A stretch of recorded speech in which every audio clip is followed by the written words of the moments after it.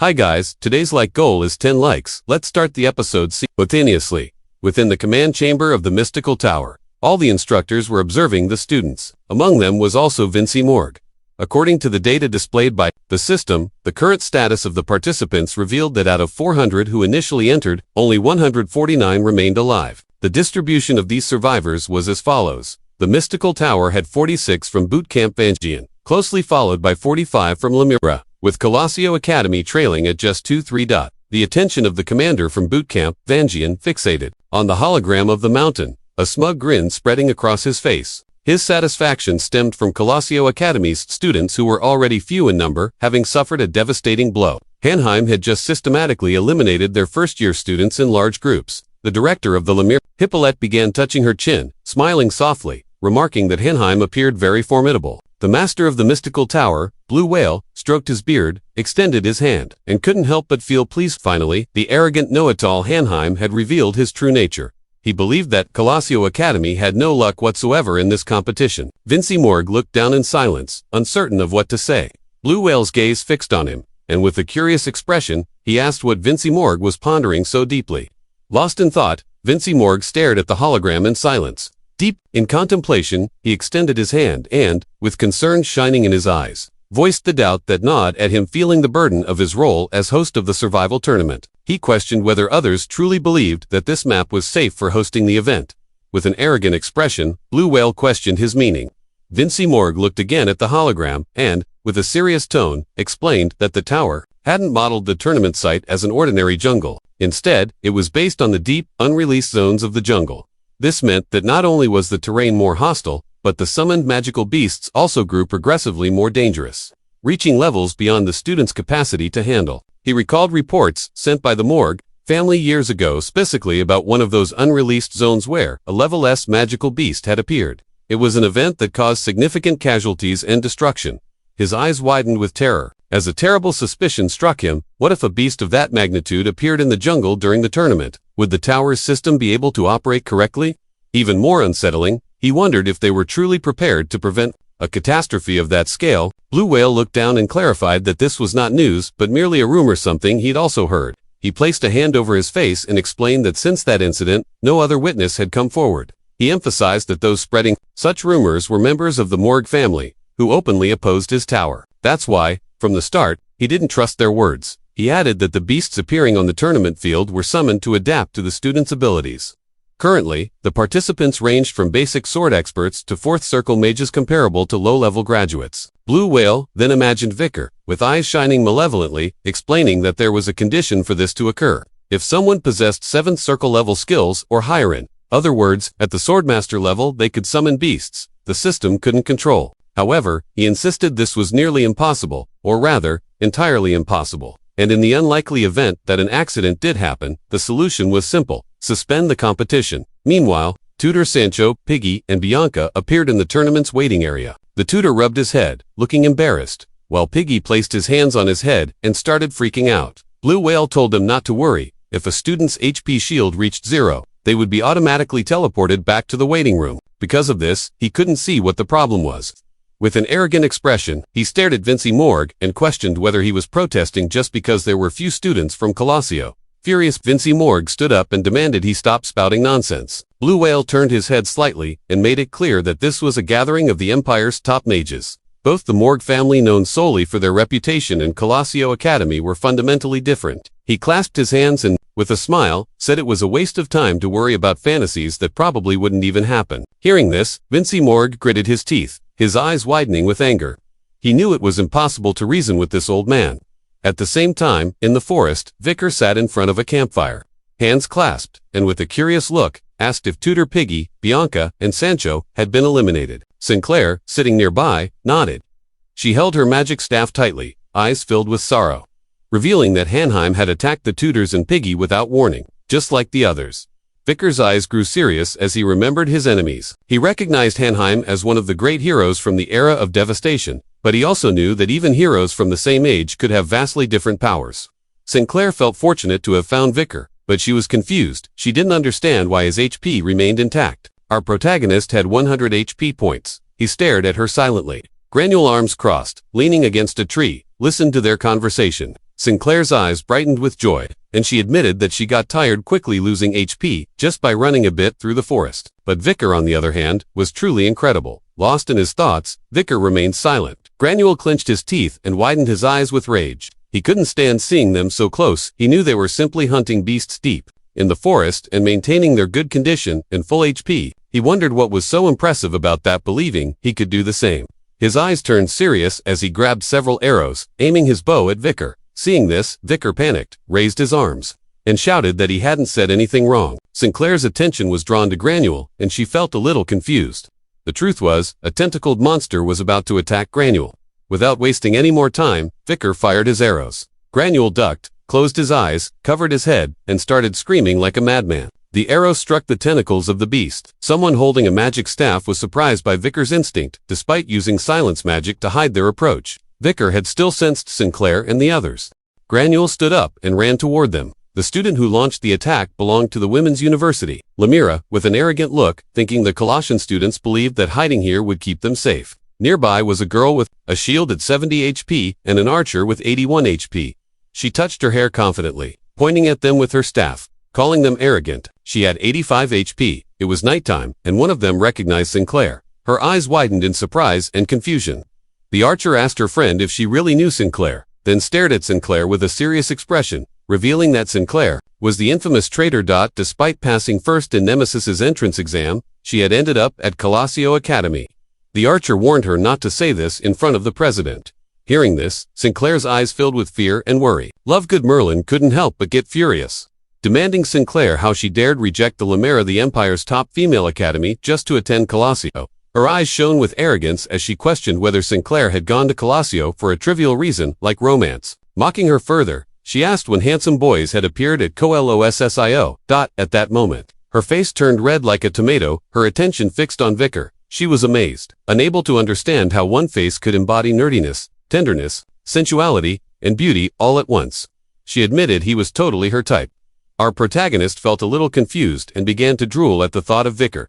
The archer and her friend looked somewhat bewildered by her reaction. Suddenly, someone placed a hand on Vikir's face. She clenched her fist tightly, glaring with rage, and demanded that Lovegood Merlin stop staring at Vikir. Hearing this, Lovegood Merlin's eyes flashed with malice, and a murderous aura emanated from her body. Her friends panicked, sensing danger.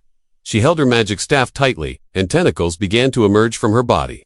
She couldn't believe Sinclair had just said that. She activated her powers, and soon, tentacles shot out from the ground. Vikir and Sinclair watched silently as her violence unfolded. Lovegood Merlin's eyes burned with fury. She screamed threats to kill Sinclair, and her summoned tentacles lunged toward her. Elsewhere, in the forest, several explosions erupted caused by Hanheim, who now had 83 HP, smiling arrogantly. He told his enemies to stop running and surrender immediately, as there was nothing a healer could do alone. Facing Dolores, who clenched her teeth and extended her hands to create a protective barrier, he made it clear she had no escape. Her eyes widened in fear as she saw she was surrounded. Hanheim approached her, eyes gleaming with malice, and assured her that if she fell, her academy would lose all chances of victory. The survival tournament would then be a victory for the mystical tower. Dolores panted heavily, but refused to give up. She knew she couldn't fall here. Suddenly, a swordsman appeared, ready to strike. His presence caught Hanheim's attention, leaving both confused.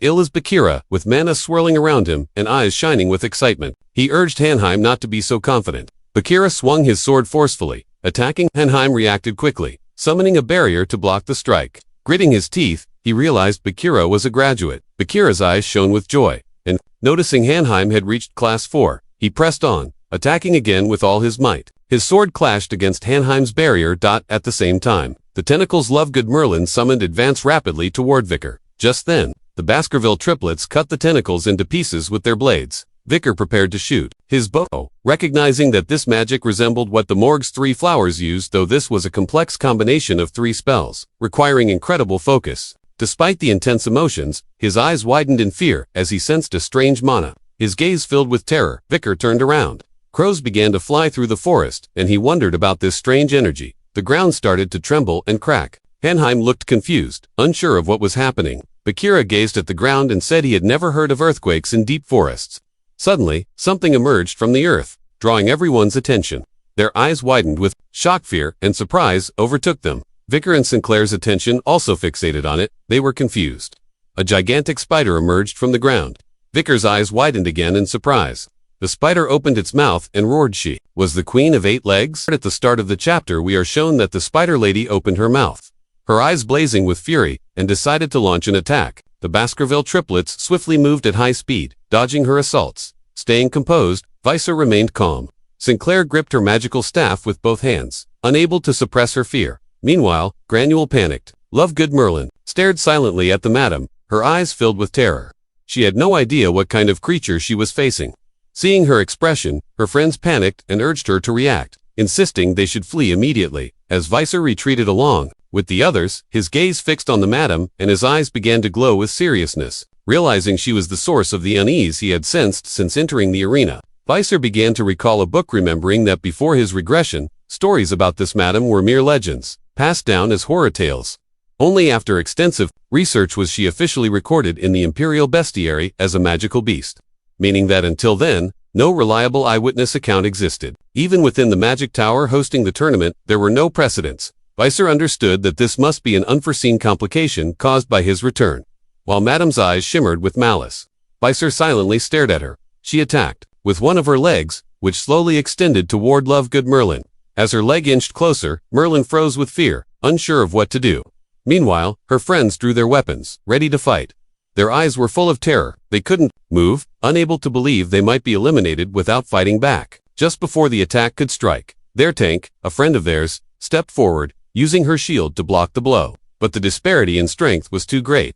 She turned to Visor with a worried look and asked him to step aside. Hearing her plea, Lovegood Merlin snapped out of her shock, her eyes widening in surprise. Fortunately, she reacted quickly and moved out of the attack's path, causing Madam's leg to pass by her at high speed, destroying everything in its wake. Once Merlin turned around, her eyes widened with horror, her shock evident. Madame's attack was so powerful it caused Anna, her friend, to crash into a tree. Her shield shattered and lay broken on the ground, and Anna lost consciousness. Madame then carefully observed her target, saliva tingling at the corners of her mouth. Her eyes lit up with excitement. Thanks to her heightened senses, she detected the heat signature of other students hiding in the forest. Without hesitation, she charged toward them, passing by Visor and the others.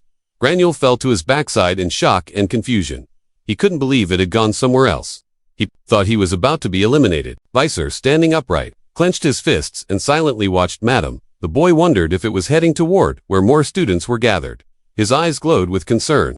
He couldn't help but worry about what the administration was doing at this moment. He knew they shouldn't allow an entity outside the designated parameters to participate in the tournament. Visor's thoughts were interrupted when Lovegood Merlin ran toward Anna, checking if she was all right. Visor turned to them, becoming somewhat curious. Anna was injured, covered in scratches, and her HP had dropped to 0. Lovegood Merlin's eyes widened in confusion and surprise. She couldn't understand why Anna hadn't been teleported to the waiting area, even though her HP was clearly depleted. Her friends' faces filled with fear. She panicked, unsure how they would escape this situation. She covered her mouth and started crying. Meanwhile, Lovegood Merlin fell to her knees, gazing at the ground silently, unsure of what to do. Granule approached him, extending his hand and asking what was happening, since, even if they had been eliminated, they should have been returned to the waiting room. He rubbed his head, growing frantic. According to him, this made no sense. If a beast had appeared that exceeded expectations, why wasn't the tournament being suspended? He wondered what the administration was doing right now. Visor remained calm, drawing his bow, and asked Granule to calm down. But Granule started shouting wildly, not wanting to die here. At that moment, someone moved through the bushes and saw them. It was Dors, Bakira, and Hound. Bakira, with his sword resting on his shoulder, observed the group silently.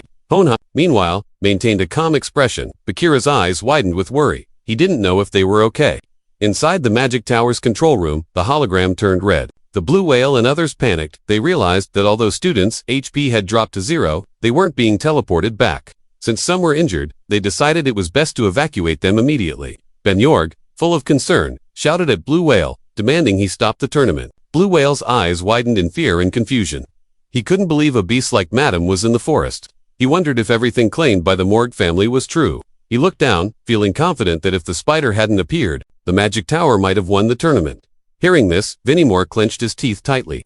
Without wasting time, he got up sharply, rushing forward. With an angry expression, he grabbed Blue Whale by the collar and demanded the tournament be halted immediately, asking if he wanted everyone to die. Seeing Vincy Morg's determined attitude, Blue Whale was taken aback.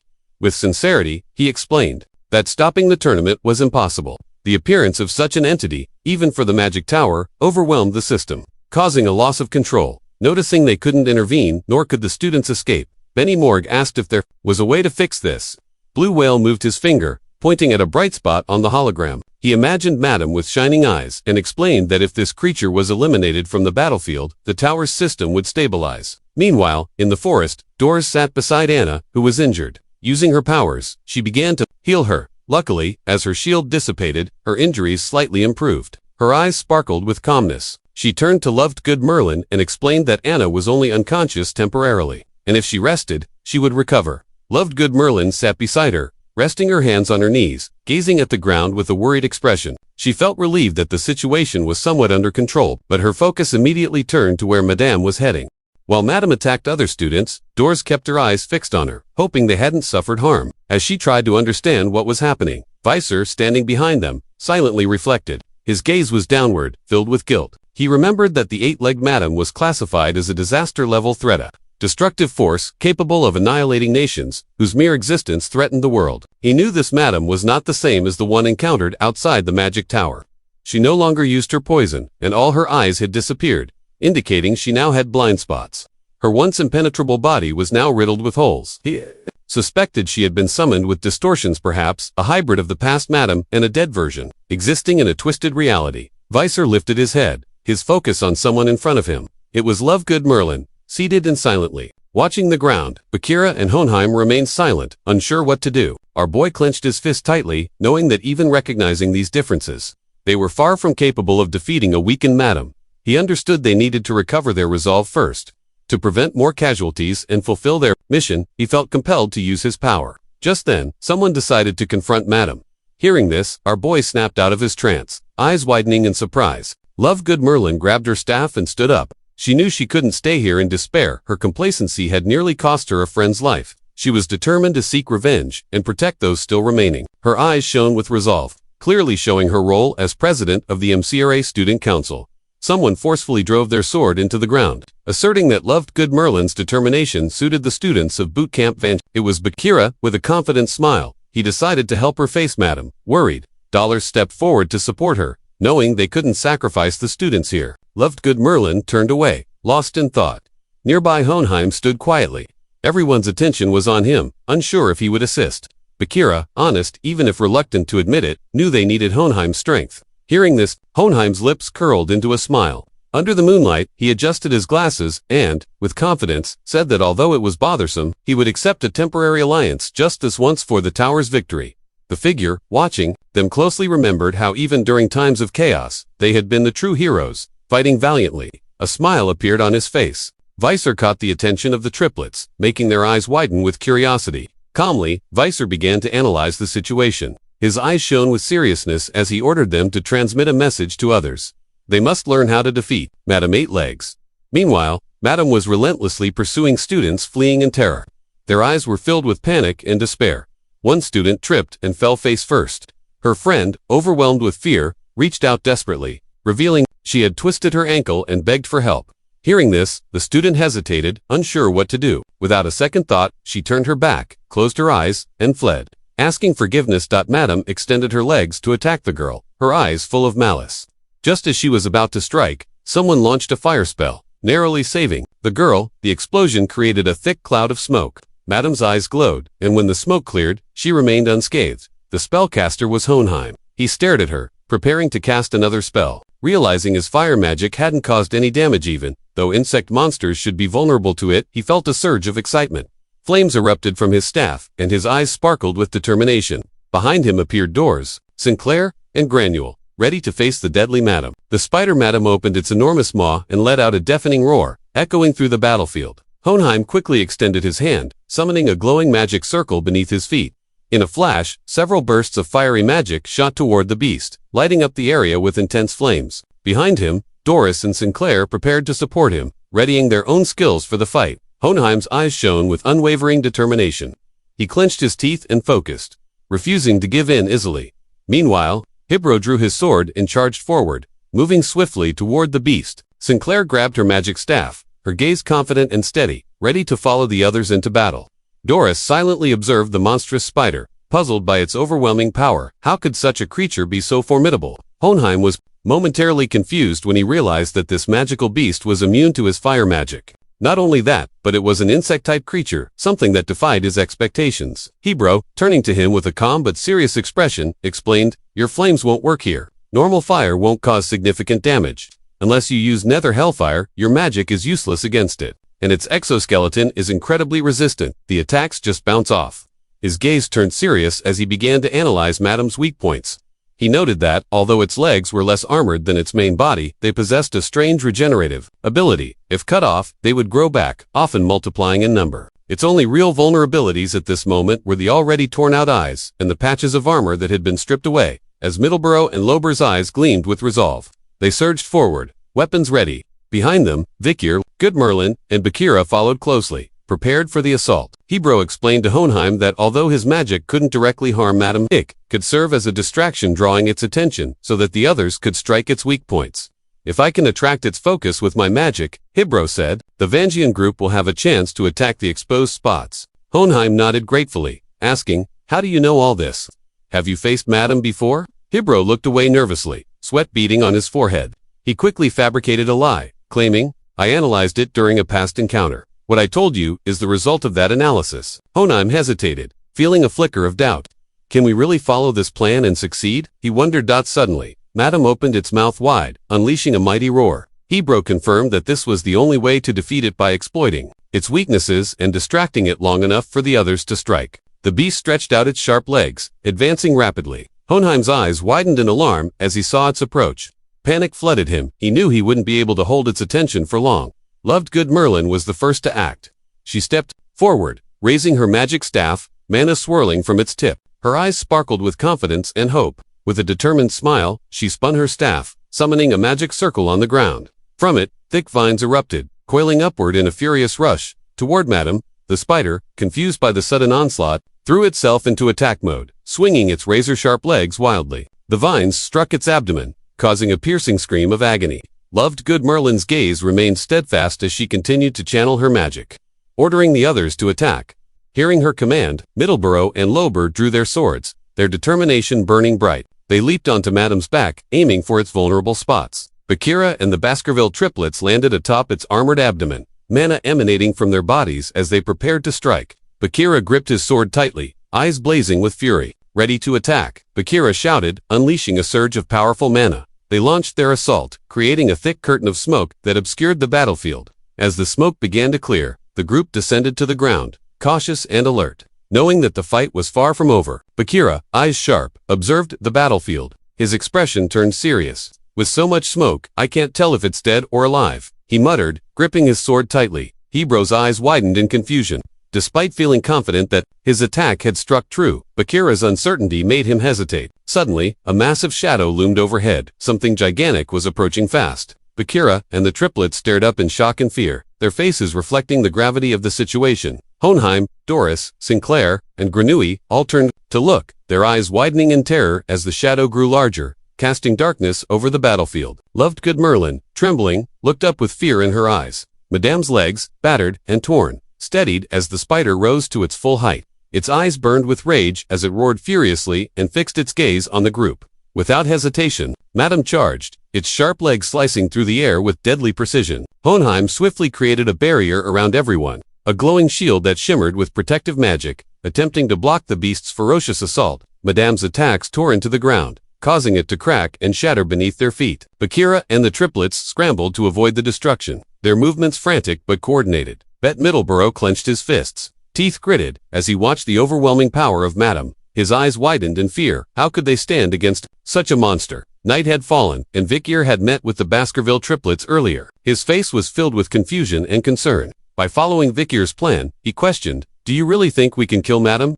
The triplets silently observed him, their expressions unreadable. Vikir turned his back to them, voice calm but resolute. "It's impossible," he admitted, "but we already know what it means to face Madame." Hearing this, the triplets' eyes widened in surprise. Bakira's hand trembled slightly as he tried to process the grim reality. Meanwhile, Hohenheim sat trembling, fear gripping his heart. The sight of Anna's body lying motionless nearby haunted him. Loved Good Merlin sat beside her, holding her hand tightly. Soon, Anna stirred, pushing herself up slowly. Her friend's attention snapped toward her, Concern etched on their faces. Lovegood Merlin turned her back, eyes shining with determination. She looked at Anna and softly asked her to take care of herself. Vikir's voice cut through the tense silence, explaining that the greatest threat wasn't just the monster, it was the strength to fight on while witnessing comrades fall. That was why they had chosen this group. Even knowing the odds were against them, they would fight tirelessly until the end. Suddenly, Madame's massive legs swung toward Lovegood Merlin. She quickly extended her hands, summoning a barrier that absorbed the attack. Her face contorted with effort. She clenched her teeth, overwhelmed by the monster's power. Tears welled in her eyes, realizing how formidable Madame truly was. At that moment, someone placed a hand on the ground. Red mana erupted from their palm, spreading across the battlefield. The ground exploded in a violent burst of energy, halting Madame's attack. Vikir's eyes widened in disbelief and confusion. He recognized that Mona familiar and potent, realizing its significance. Vikir turned to the triplets, a serious expression on his face. When I give the signal, all of you attack together, he ordered. That's the only way to defeat Madame. The triplets nodded silently, understanding the gravity of the moment. Vikir raised one finger, solemnly revealing the plan. This is our last chance. Attack with everything you've got.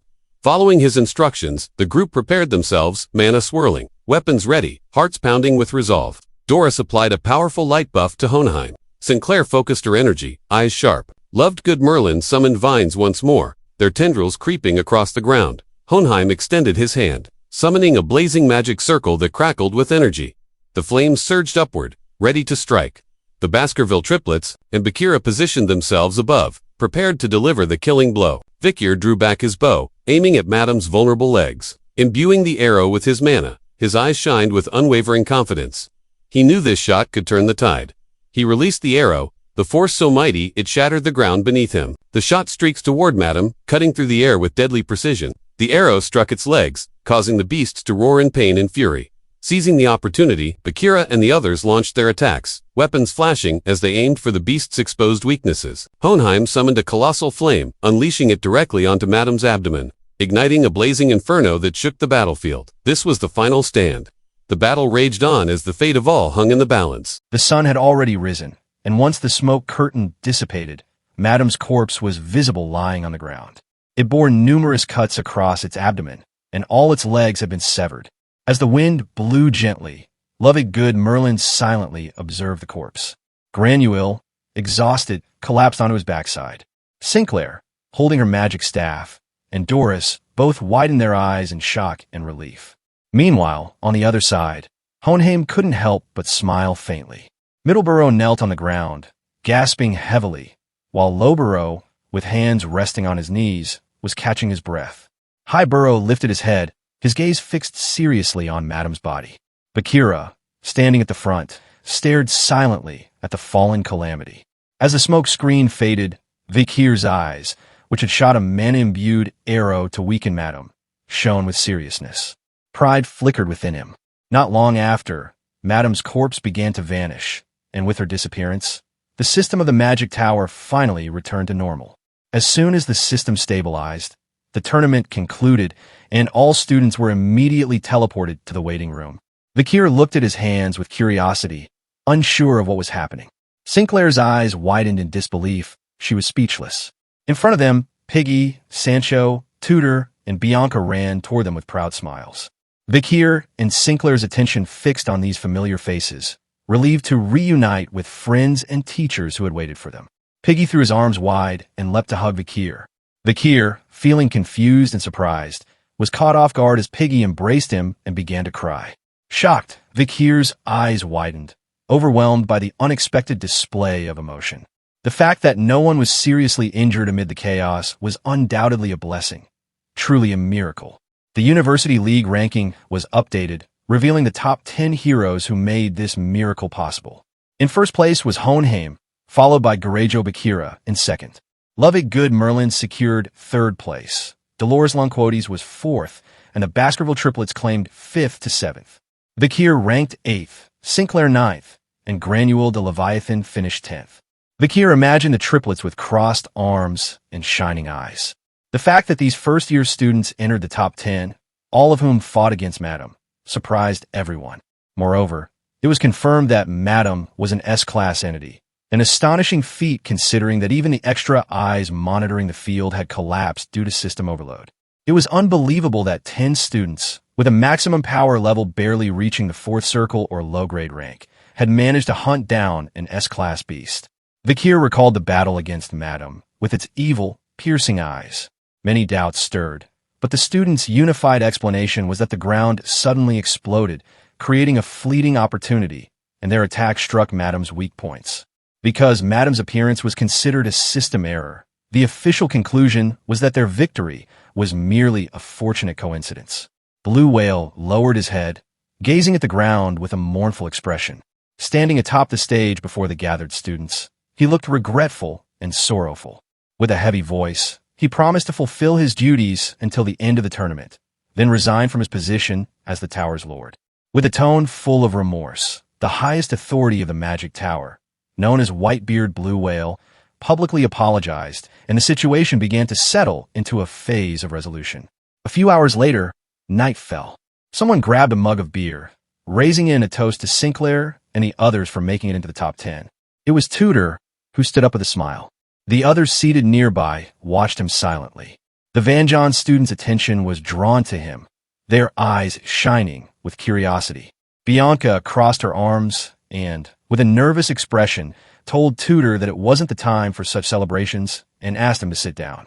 Tudor looked somewhat confused, turned toward her, and with a forced smile, thought she was right. Meanwhile, Sancho's eyes shone with calm as he turned to the group and said that although they all returned safely from this chaotic, life-threatening ordeal, facing an S-class creature had left them with deep, traumatic scars that haunted them. Not far from them, at another table, sat friends of Lovegood Merlin. One of them covered her face and began to cry. Noticing this, another friend placed a reassuring hand on her shoulder. Sancho closed his eyes and couldn't help but smile. Then he grabbed the beer jug and questioned why they shouldn't raise their glasses to honor the heroes who fought Madam. Vikir showed no emotion, remaining silent. On the other side, Sinclair's eyes filled with joy, and she blushed faintly.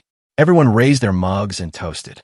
Sancho and the others congratulated Sinclair and Vikir, recognizing the impressive feat of having first-year students occupying 8th and 9th place in the overall ranking. While the celebration continued, a student in the Magic Tower Academy uniform approached them. He coughed politely, drawing Sinclair's attention. Her curiosity piqued as she looked at him. The student was from the Magic Tower. He began to touch his head, then, confirming their identities, sincerely thanked them for saving him earlier in the tournament, feeling it was right to greet them. Sinclair smiled and replied that she was glad they weren't hurt. Vikir, silent, looked down. The student touched his forehead, pointed at them, and with a sincere tone, expressed surprise that commoners, probably without proper education, could save nobles. Sinclair's eyes widened in confusion. Was this guy crazy? Meanwhile, Vikir paid him no mind. Bianca suddenly placed her hand on the table, grabbed the student by the collar, her eyes shining with rage, and demanded to know what he had just said and whether background truly mattered when saving someone. The student clenched his teeth, furious and nervous, and quickly explained it was a misunderstanding. He just meant that being commoners might have made their task harder. Sancho pulled Bianca back, urging her to calm down, and she reluctantly let go. The others hurried to leave, feeling relieved. Bianca, still furious, told Sancho to let her go, arguing that those guys didn't even deserve saving. No one paid the student's words much attention, except Sinclair, who looked down with a sad expression. Vikir noticed her reaction. She seemed unusually somber when the topic of origin came up, unlike her usual cheerful self. Piggy closed his eyes, clapped to get everyone's attention, and with a smile, tried to change the subject. He recalled that the first round of the tournament had ended, and only those in the top 10 advanced to the second. His eyes sparkled as he revealed that the next phase involved visiting the imperial family and the 7 great houses to complete missions, earning artifacts managed by all 4 universities. Vikir's eyes widened in surprise.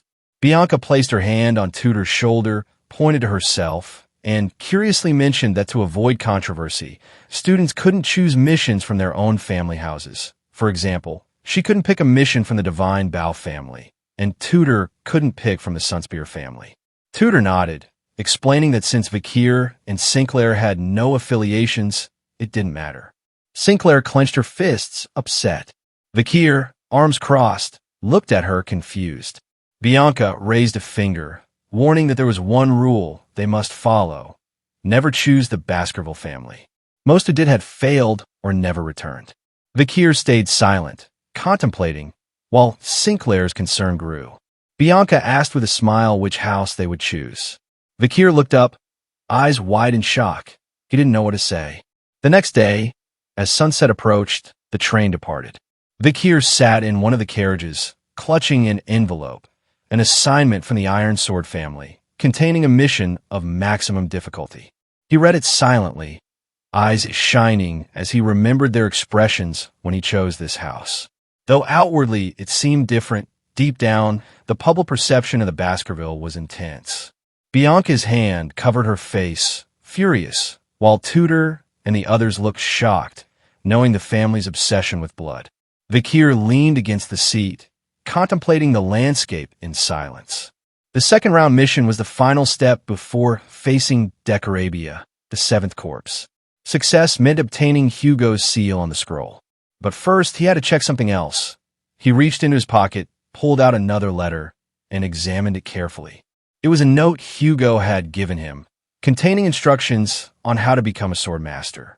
Despite thinking about it, he couldn't understand why Hugo would help him, especially if Hugo knew about his true power. Vikir looked at the letter and sank into thought. He remembered Hugo's past, the hatred, contempt, and thirst for revenge, wondering if Hugo had silently observed where his strength was heading. As he was lost in thought, Hugo's face suddenly appeared before him, completely different from before. Hugo now sported pigtails, clasped his hands, and smiled warmly upon seeing Vikir. Confused, Vikir asked why Hugo looked like that. Hugo chuckled, grabbing his ponytail, and explained that Pomerian had braided his hair. She was a prodigy of the Baskerville family. After all, Vikir noticed that Hugo's office had changed. It was filled with Pomerian's toys. Hugo mentioned that Pomerian was waiting for Vikir, but she was sleepy, so Barrymore had taken her to sleep. His eyes sparkled with joy, knowing that although Pomerian was past the age for such things, Hugo wanted her to enjoy childhood, something she hadn't experienced before. Vikir looked down, speechless. He placed the envelope on the table and mentioned that he had received Hugo's letter through Osiris, but he still didn't understand Hugo's motives. Hugo's attention turned to the envelope as Vikir opened it. It contained instructions on how to become a sword master. Vikir couldn't quite grasp Hugo's intentions. If Hugo had discovered his true power, this made sense, but he wasn't sure. Vikir lowered his head and asked Hugo when he had realized that he was hiding his true strength. Hugo closed his eyes thoughtfully and explained that upon reaching the highest realm, one gains the ability to perceive things that ordinary people cannot. He rested his hand on the table and added that there are sensations and truths that can be felt with the senses even without seeing them. He knew Vikir was aware of this. As Vikir listened, memories of his past flooded his mind. Hatred, contempt, and an intense thirst for revenge. He wondered if Hugo had simply observed in silence, aware of where his growing power was leading him. Lost in his thoughts, Vikir was momentarily distracted. Sensing this, Hugo caught his attention. His eyes widened with curiosity, and with a cheerful tone, Hugo remarked that he had been so absorbed in his own thoughts that he hadn't noticed until now. He pointed out that Vikir's uniform suited him well and asked whether he was enjoying life at the academy. Vikir was taken aback, unsure of what to say or how to respond. He remained silent for a moment. Then a gentle smile crept across his face. That night, Vikir felt a deep sense of happiness. Until then, he had always looked up to Hugo as a master, both from the perspective of a loyal student and as a family patriarch. But on this day, for the first time, Hugo looked at Vikir as his son, and that realization touched him profoundly. Night had fallen, and the stars shimmered brightly overhead, casting a gentle glow across the vast sky.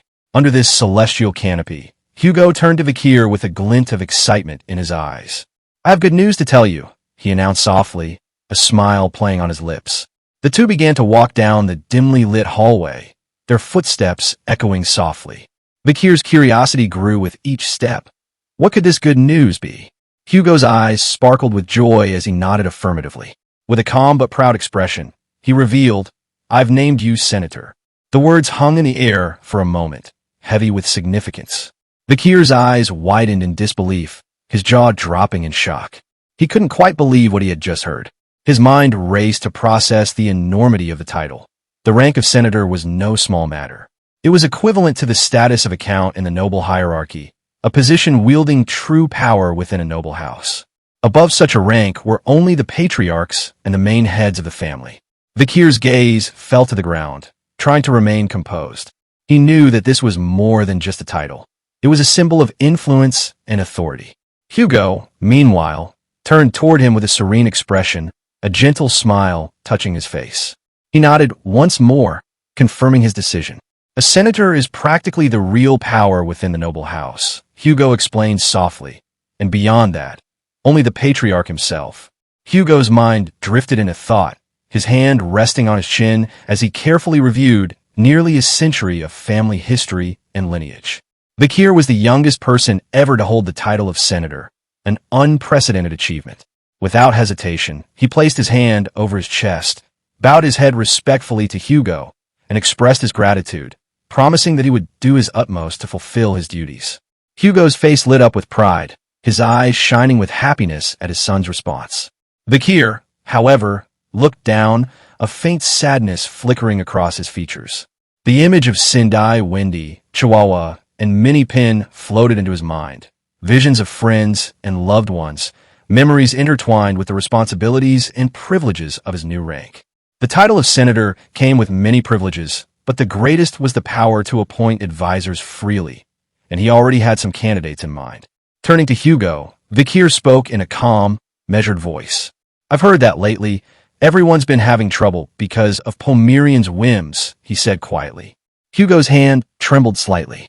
He looked away, memories flooding his mind.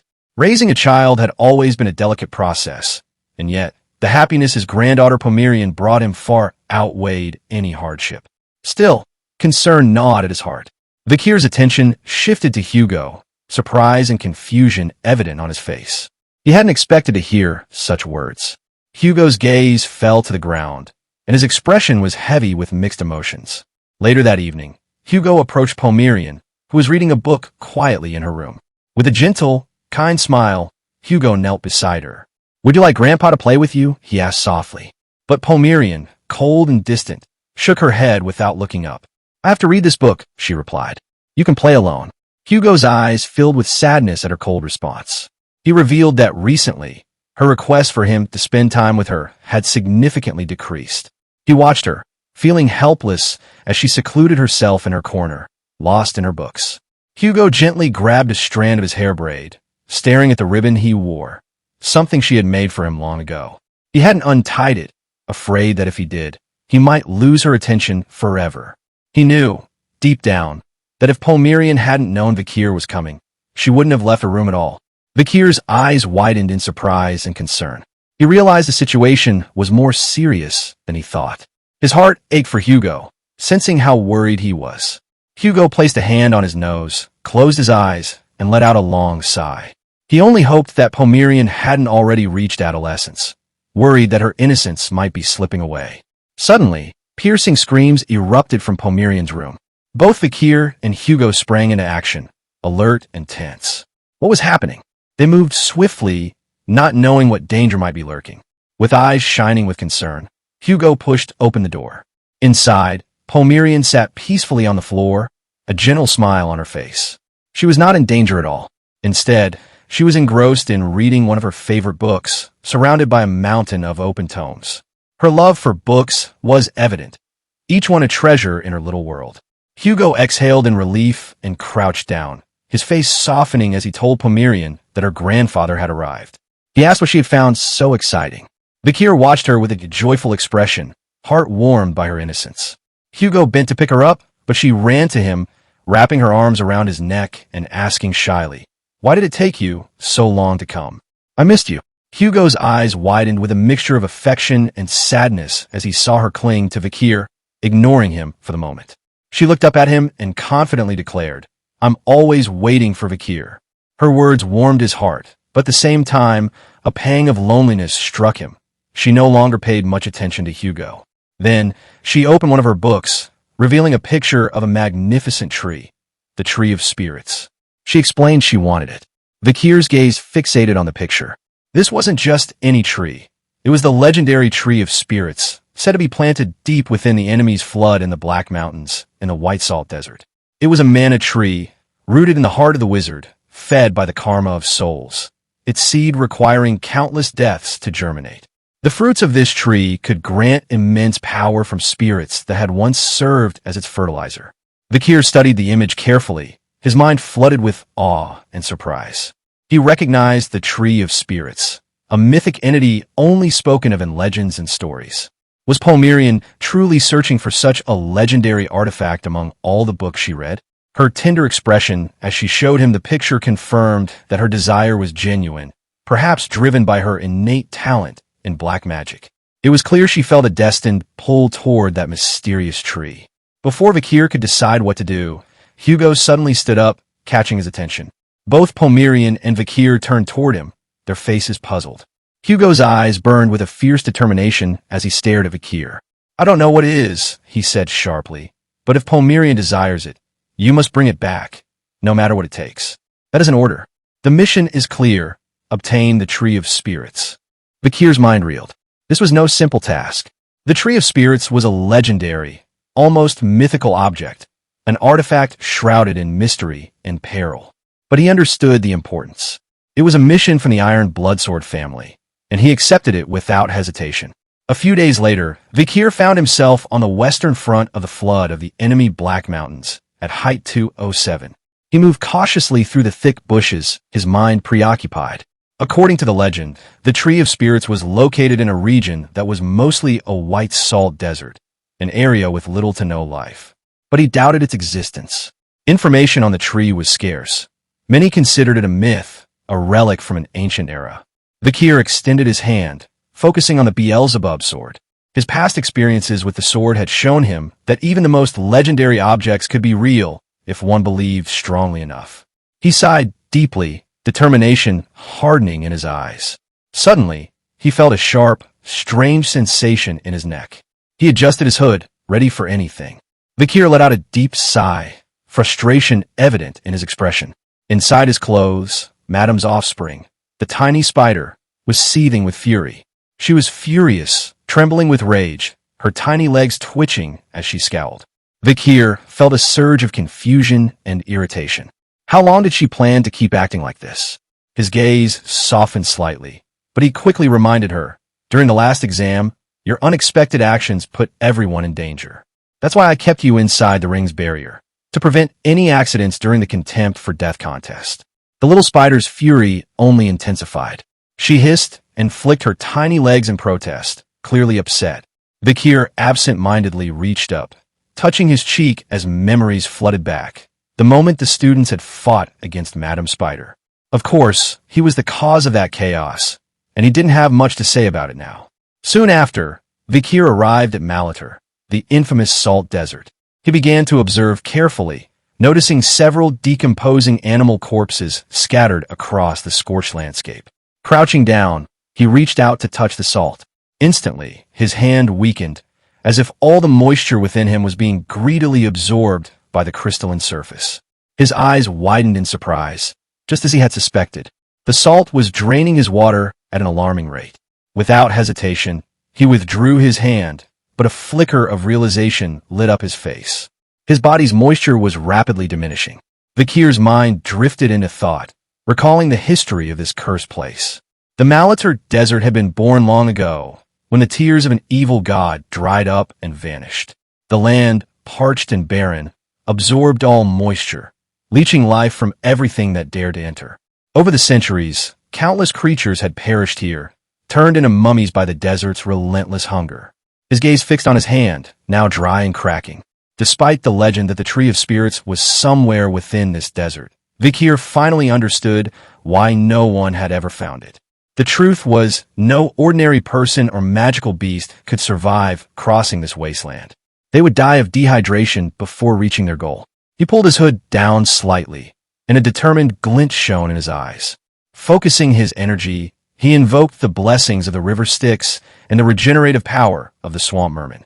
In an instant, the water that had been drained from his hand was restored, an astonishing feat made possible by his mastery of magic. With renewed confidence, Vikir descended deeper into the salt desert, setting his sights on his destination. Hours passed, more than 2, yet he pressed on steadily. Suddenly, a strange sensation in his left knee snapped him back to reality. He paused, adjusting his hood, and his eyes sharpened with alertness. He had suspected as much. Relying solely on the information from the book was a mistake. If he continued down this path blindly, he might not even make it out of the desert alive. Just then, his gaze caught something unexpected, a flicker of movement, a flickering shadow in the distance. His eyes widened in surprise, his heart pounding with anticipation and caution. His eyes sharpened as he realized. Relying solely on the book's content was a mistake. If he continued this way, he might never leave the desert alive. Then, unexpectedly, a massive tornado materialized before him. A fierce sandstorm swirling violently, with no warning. He cursed silently, bewildered by how swiftly it had appeared. His plan to evade the storm was failing. The tornado drew closer, relentless and deafening. Vikir's expression hardened. With resolve, he ordered the tiny spider hiding inside his clothes not to come out until he gave the signal, warning her of the danger. She trembled with fear, obeying his command and hiding further inside his clothes. Knowing he had to fight back, Vikir drew the Beelzebub sword, channeling his mana into it. He understood that to survive this storm, he needed to counter it with a stronger force. He concentrated and unleashed Technique 7 of the Baskervilles, swinging his sword forcefully toward the tornado. A brilliant slash cut through the storm, slowly forcing it back. The storm lashed at him, causing small wounds and blood to seep from his face. His pain was sharp, but he gritted his teeth, refusing to give in. The attack succeeded. Soon, the violent tornado dissipated, leaving behind broken glasses and torn clothing. Vikir clenched his fists, furious and exhausted. He hadn't even seen the Tree of Spirits yet, and already he was greeted with such hostility. The tiny spider inside his clothes trembled with fear. Vikir's eyes searched the aftermath, hopeful that she was still safe. He looked at her, a small smile on his face, and asked softly, "Now that it's over, you can come out. Why were you hiding?" Before he could receive an answer, his gaze was drawn to a monstrous figure, a creature with razor-sharp teeth, glaring at him with feral intensity. His eyes widened in shock and fear. Standing before him was something utterly terrifying. The creature's presence was overwhelming, and Vikir instinctively moved to stand his ground, sensing imminent danger. His eyes flashed with surprise and confusion. The tiny spider, trembling inside his clothes, had become even more fearful. They stood at the mouth of what looked like a massive, ancient corpse, an enormous, fallen monster, its carcass a testament to the deadly landscape. Vikir was at a loss. What was this place? What was this creature?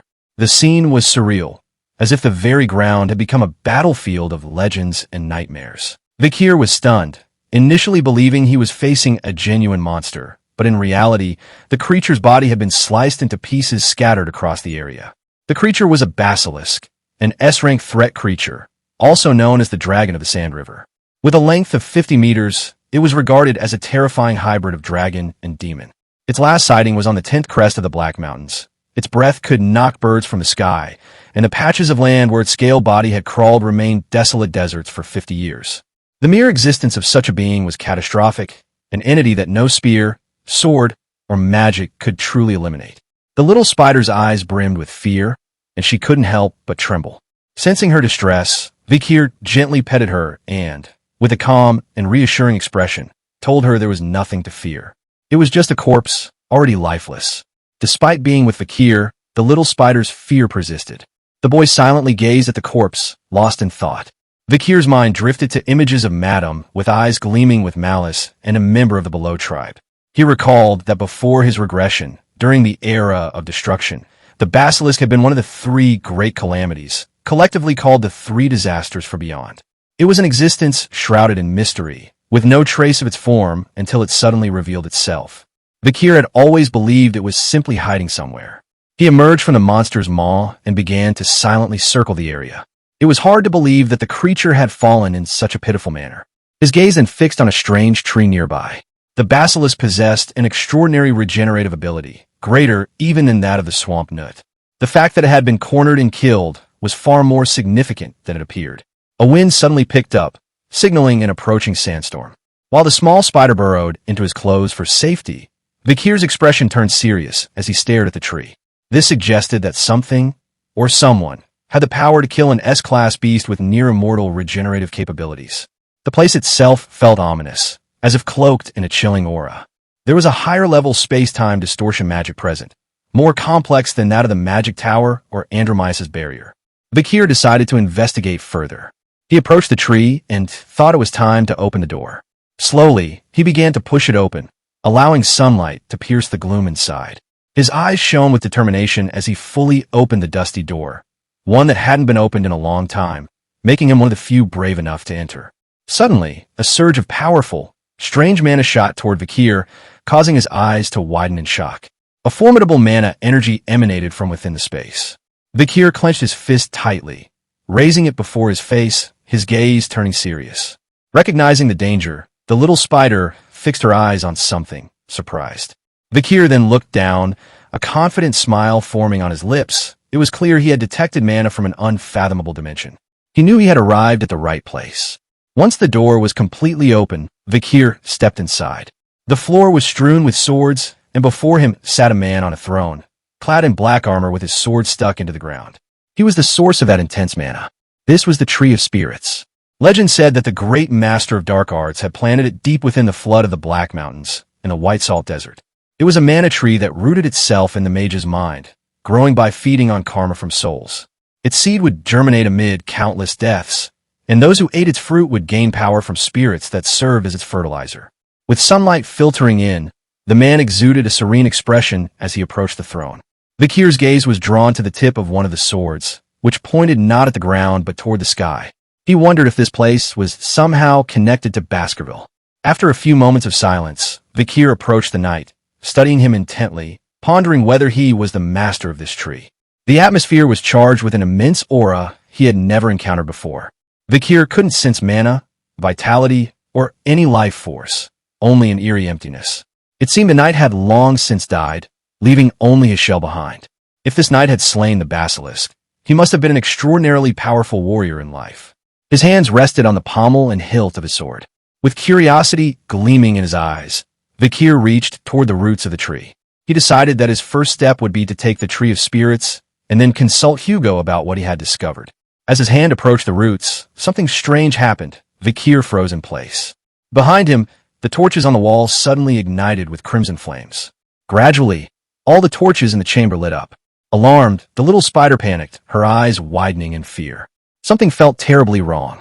Suddenly, the door slammed shut, and an even stranger phenomenon occurred. The knight, who had previously appeared like an empty shell, began to stir. He grasped the hilt of his sword tightly, then rested a hand on the armrest of the throne and stared at the ground.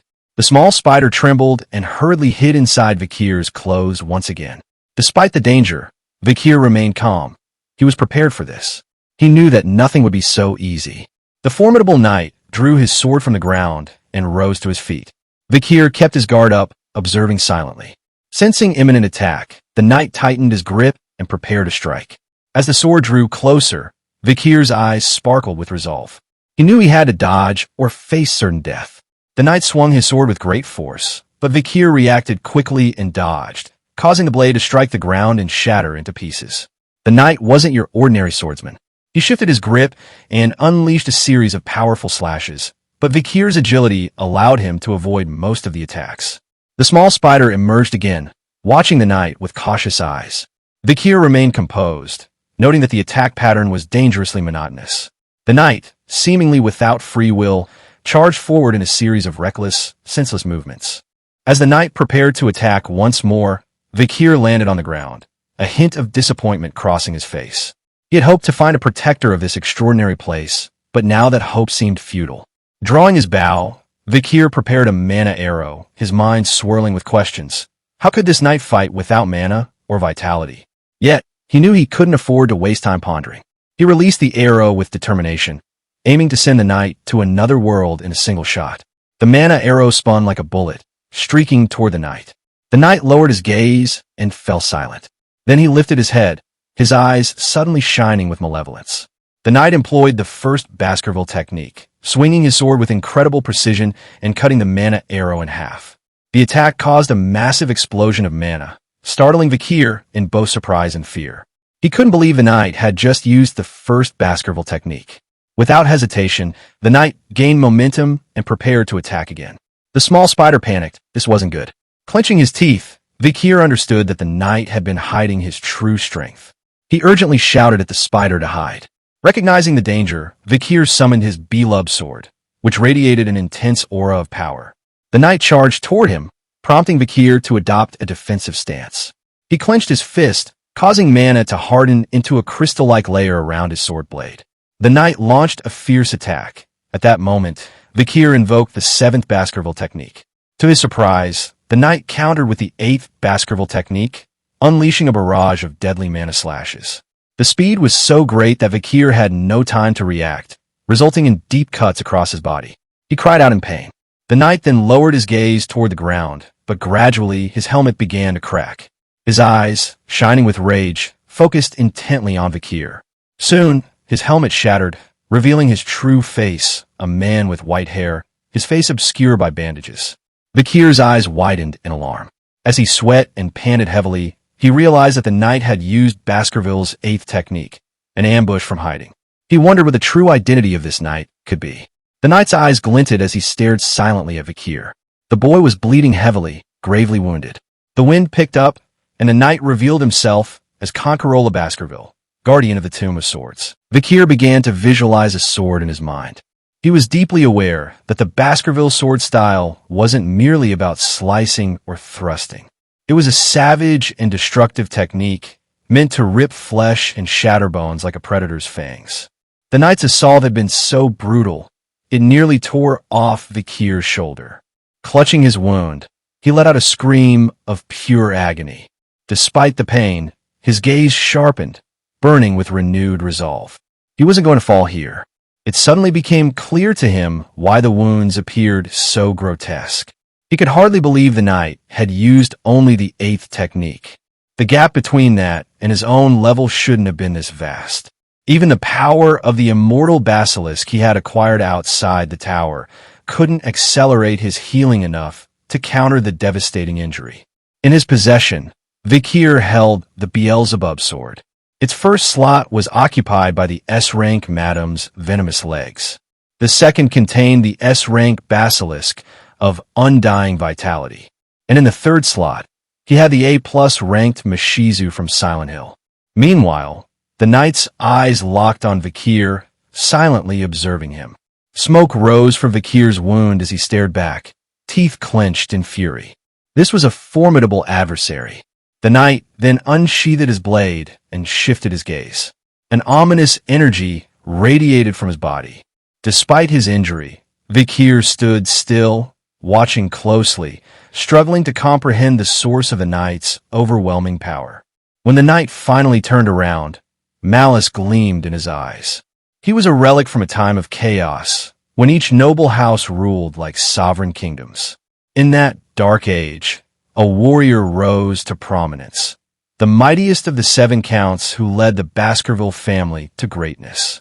A man who, after seeking ultimate strength, vanished from the world. His name was Cain Corso La Baskerville. Vikir, catching his breath, forced himself to stand. He panted heavily and asked the knight if he was truly Cain Corso. A gust of wind blew as the knight gave a silent nod. Cain's eyes, filled with interest, studied Vikir. As Vikir's wound began to slowly regenerate, he clenched his fists and introduced himself, Vikir Van Baskerville. Cain appeared mildly surprised. He realized that a son of the Van bloodline, and not of the main L branch, had reached such a formidable level even before adulthood. Vikir looked down, jaw tight, refusing to speak further. Cain also noticed the legendary Beelzebub sword in Vikir's grasp, a weapon long believed lost. He took note of Vikir's regeneration. The fact that he had survived the 8th technique spoke volumes. Cain acknowledged Vikir's potential. But to Vikir, Cain was the true anomaly. At first, Vikir hadn't even been able to comprehend the full essence of the eighth technique. As Cain slowly advanced, a suffocating aura began to emanate from him. Vikir realized that he hadn't sensed Cain's life force until now. The moment Cain revealed his identity, his energy felt like it could peel the skin from Vikir's bones.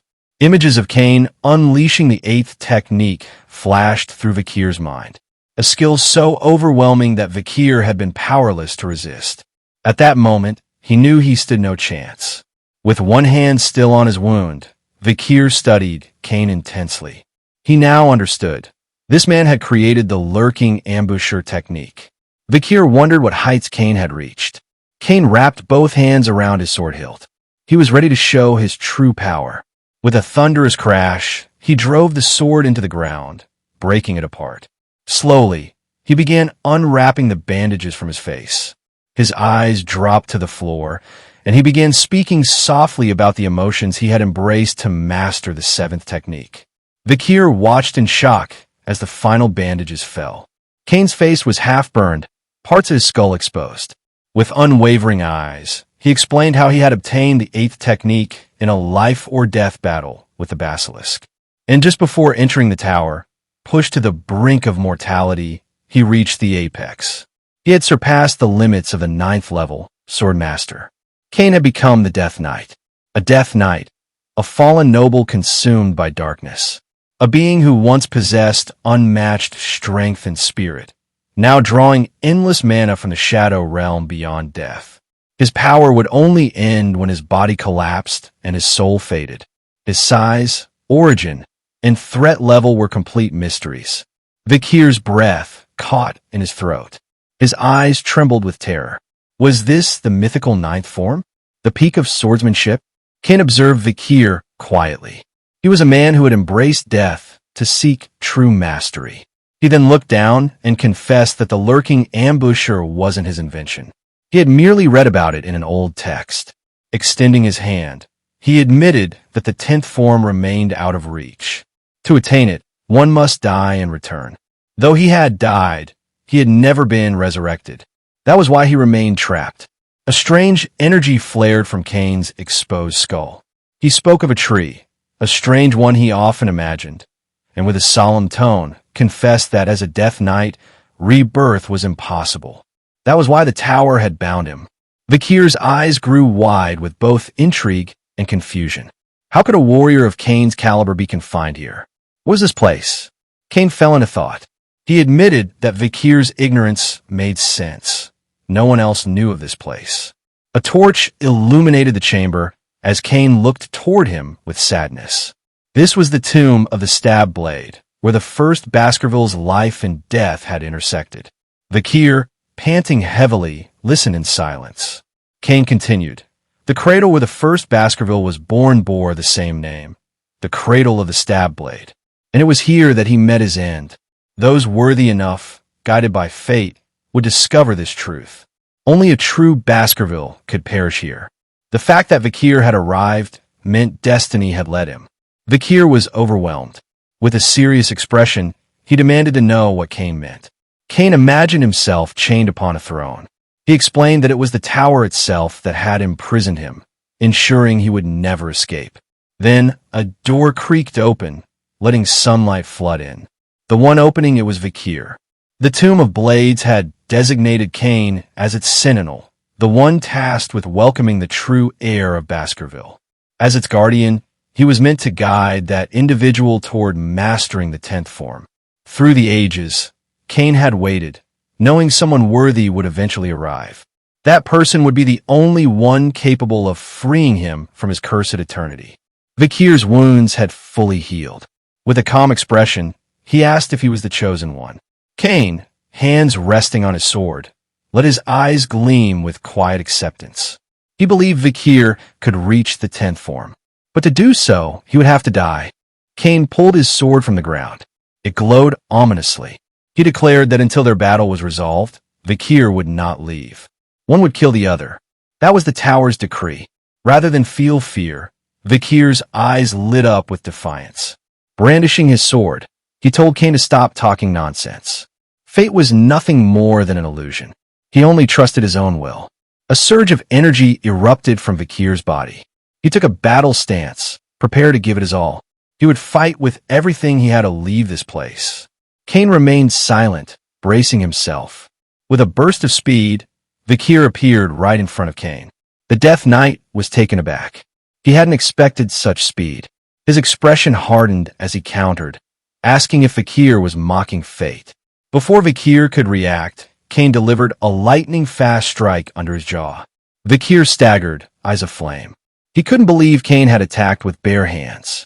Cain wasted no time. He gripped his sword and charged. His voice thundered, asking if Vikir truly believed he could outrun destiny. Vikir reacted just in time, managing to block with Beelzebub, but the sheer force hurled him backward. Catching his breath, he realized the surprise attack wouldn't work. Cain mocked him for hesitating mid-battle. Snapping out of it, Vikir noticed Cain moving like a storm. In the blink of an eye, he was within striking distance again. Cain attacked with precision, but Vikir blocked it. Gritting his teeth, Vikir realized Cain was incredibly fast, and the gap between them was vast. But Vikir refused to yield. He would bridge that gap with the skill he trusted most, one honed over 2 lifetimes. With unwavering eyes, he activated the 4th Baskerville technique. Cain responded by gripping his sword tightly and summoning the 5th technique. His blade glowed with power. Before Vikir could draw breath, Cain unleashed a ferocious slash. The impact was devastating. Vikir screamed, overwhelmed by pain. Yet he pressed on. Gritting his teeth, he surged forward and infused all his mana into his blade. With deadly focus, he launched the 6th technique. Cain didn't dodge. Instead, he met Vikir head-on with the 7th technique. The result was catastrophic. Cain's sword tore through Vikir's chest like a spear of mana. His body crashed into a statue, blood splattering. Struggling, coughing blood, Vikir realized Cain was dodging everything. Cain then charged with full force, pouring mana into his blade. A terrifying power surged. He shouted for Vikir to block it if he could.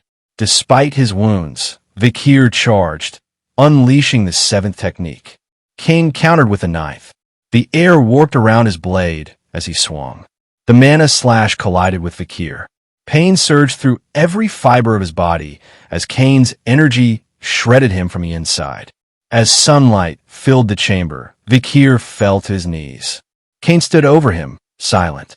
Vikir's blood stained the ground, his body defeated. Eventually, Vikir's eyes fluttered open. He was floating in a river of blood. Before him, a mysterious door. He had no idea where he was. Vikir drifted in weightless suspension, his body swallowed by a boundless ocean of crimson liquid. The surface shifted lazily around him, thick and smooth as blood, the ripples fading almost as soon as they formed.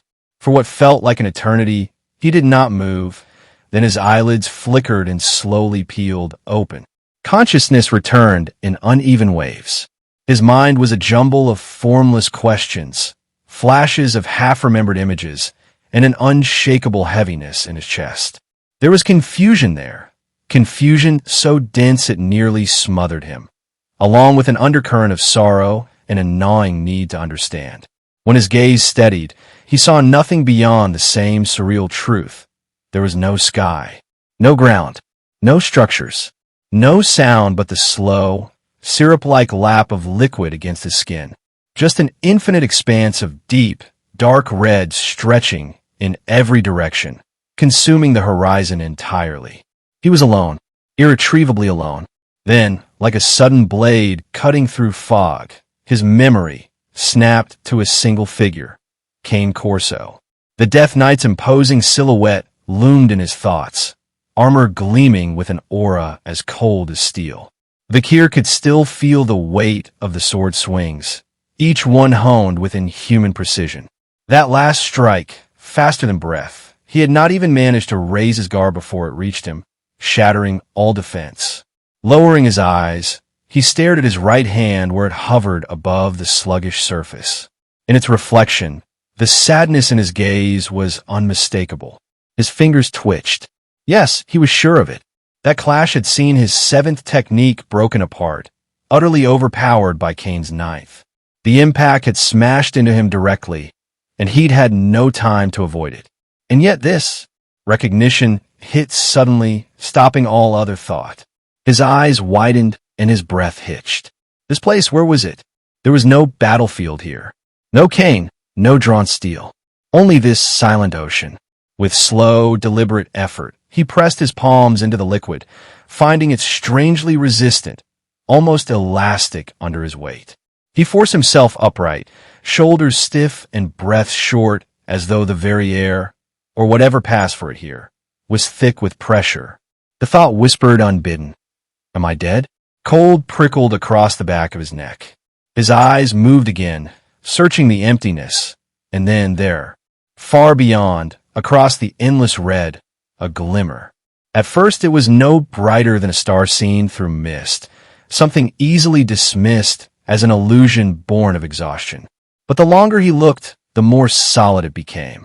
A door, bathed in pure, steadfast light. It stood in stark contrast to the oppressive monotony around him. He froze in place. Kane's words rose from the corners of memory, the line of death. That was what Kane had called it, claiming that it was there, in the heat of battle against a great basilisk, that he himself had crossed into the Baskerville family's fabled eighth technique. A spark ignited inside Vikir at the thought. Not hope exactly, but the raw instinct to live. His legs began to move before he had fully decided, trudging forward through the strange liquid that clung to him like molten metal. Each step was slow, dragging, but the glow ahead gained shape with every pace. When at last he stood before it, the brilliance of the door spilled across his skin, casting sharp lines of light over his shoulders, his arms, the waves at his feet. His eyes opened wider without his willing it. If this was the very threshold of death itself, then the fact that he had not crossed it meant only one thing. He still lived. He raised his hand toward the door, fingers stretching to touch the frame. But something in him hesitated. His gaze flicked back down to his palm, seeing in it the faint signs of trembling, the veins drawn taut beneath his skin. Relief welled up, shallow but real. He wasn't gone yet, but layered under that relief was an unsettling recognition. This was too close to the image Kane had painted when speaking of destiny, the elusive, awe-shrouded 10th Baskerville form. His mind moved unwillingly to the towering corpse beneath the barren tree, the agony that had ripped through him when Kane's strike landed, and Kane's calm, almost instructional voice describing the path to the 10th style. To reach it, one must truly experience death in battle. Other memories pressed in, older, more primal. The rough grain of the executioner's block against his neck. The cold silence of the crowd before the executioner's swing. The guillotine's descent. And the incomprehensible awakening afterward. Back in infancy, living again. Realization cut deep. That execution had met the death condition for the 9th form, and his rebirth had satisfied that of the 10th. Anger surged through him like a locked dam suddenly broken. To be called chosen by destiny, what pride was in that? It felt less like an honor and more like mockery of the highest order. His fists tightened until his knuckles went white, teeth clenched against the burn in his chest. Without warning, he slammed both fists into the crimson surface, the shock sending concentric ripples rippling away into the distance. Damn it! His voice cracked against the scale of the silence. The door's glow pierced the surrounding dark, but it did nothing to quiet his relentless thoughts. Was his entire life, his struggles, his victories, his losses, nothing more than an endless march along a path carved by unseen hands? From below, new shapes emerged. Pale, translucent hands formed from energy, sliding upward through the liquid in slow, deliberate movements before latching onto him. His wrists, his forearms, his shoulders. His pulse didn't quicken, his eyes didn't widen. He simply curled his fists tighter in defiance. He remembered, clear and sharp, the words he had thrown into the face of Madame. Never again would he allow his life to be dragged in chains behind someone else's will. The hands yanked at him, pulling him down into the depths. Darkness swelled around him, and with it came a flood of memory images. The unyielding menace of the true Madame, the the monstrous form of Andromelius, the crushing clashes with the elite corpses. Every image carried with it the weight of exhaustion and bitter struggle, one after the other, draining the will to fight. For a heartbeat, he almost believed it had all been pointless. Almost, but a stubborn spark lit within him. What if this ordeal led to the 10th technique? Would that make the suffering worth it? Kane's voice returned again from memory. To master the 10th meant to remain here, endlessly, bound in stillness forever. Then another scene smashed through the fog. The aftermath of the war with the 10 elite corpses.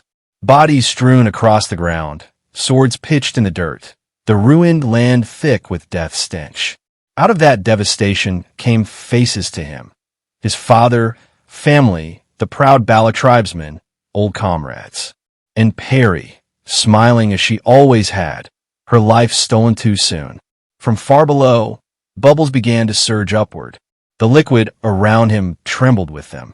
His teeth ground together hard enough to hurt. If his power had woven a destiny that endangered them, then that same destiny would serve only them from now on.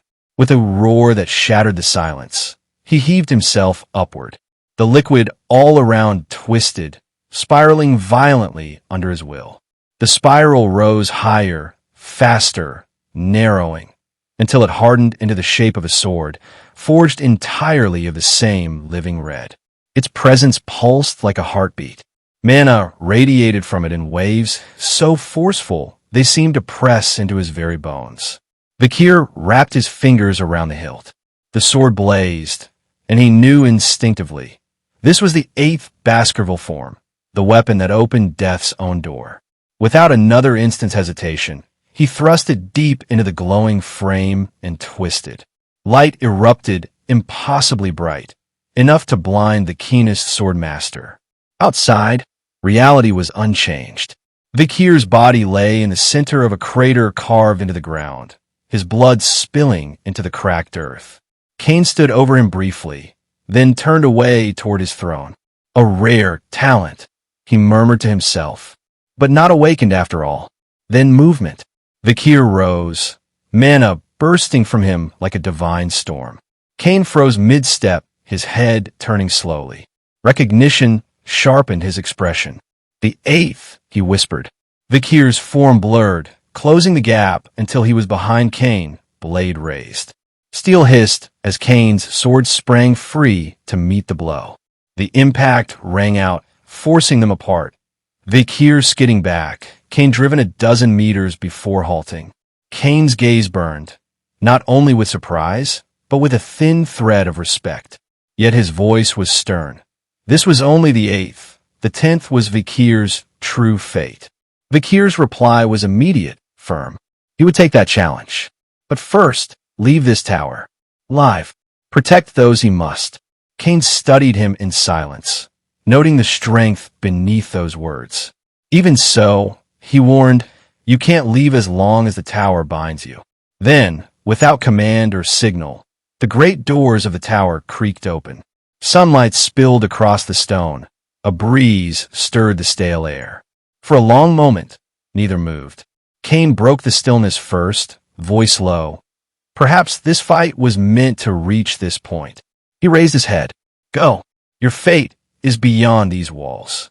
But his own fate, he admitted, was eternal imprisonment here.